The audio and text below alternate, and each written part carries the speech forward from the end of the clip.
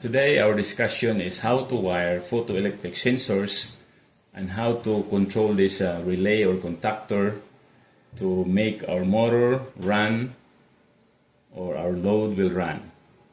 This is just an example, see?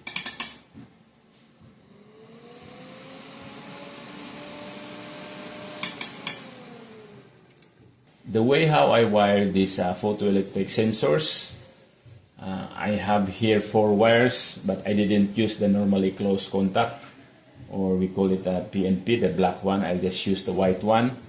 The brown and the blue one, the brown one I connected it to line 1, and the blue one I connected it to line 2 of our 24 volt power supply.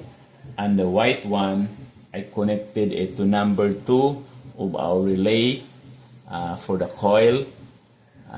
Connected it to number 2, and for the number 7 or the other contact of our coil of our relay is going to line 1 to complete the circuit. We have here the white is the NPN and the black is PNP. Mostly the white is the NPN, or we call it normally open, because I connected this to normally open contact of the relay. And I also wired this fan or load 110 because this one is the voltage is different from the voltage of our sensors. Our sensors voltage is 24 volts here. Power circuit voltage is 110 or 440 volts. So since we don't have motor, we just simulate using our fan, or we can use this also on our load, but in this case we use fan. I wire it from our line 1